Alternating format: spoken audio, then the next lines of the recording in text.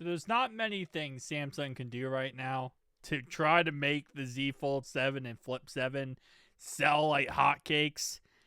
Honestly, from a hardware point of view, we already know it's a lackluster drop. It's not really that crazy impressive.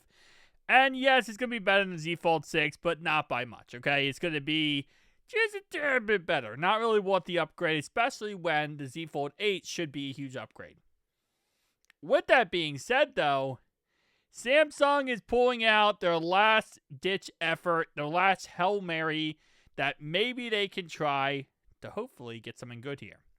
So they're going to be releasing One UI 8 version with the Z Fold 7 and the Flip 7 this summer. So from a software point of view, this is humongous. Now, if you haven't tried out the beta versions of One UI 8, it's amazing. So, I will give them credit, where credit is due here, that mainly one big factor, right, with foldable, flippable phones, you get the software correct. And I mean, you ace the software. Even if you're not going to upgrade the hardware that much, you ace that software, you're going to sell a lot of units just based on that simple fact. Because that is a huge factor in what people automatically assume is going to be a huge problem when it comes to foldable cell phones. Is that simple software issue. Applications don't work correctly. The UI isn't good. The UI is buggy. The UI is messy. You make sure that's perfect, you're going to sell a lot of units based on that simple fact.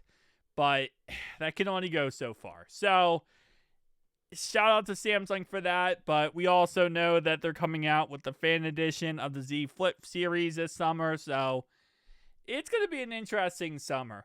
I'm sure Samsung's going to try to do everything they can to try to, get as many people to buy this as possible. But there's not a scenario where I see this being that great of a selling unit. And again, this year in general is just going to be a really bad down year when it comes to that. And a little side note, this is actually the Z Fold 7.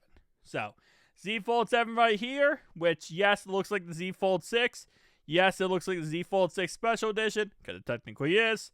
But, again, Samsung pulling out all the bells and whistles they can to try to make sure they can sell one last ditch effort on the Z Fold 7 here. So, yeah, but again, like I said, it is what it is.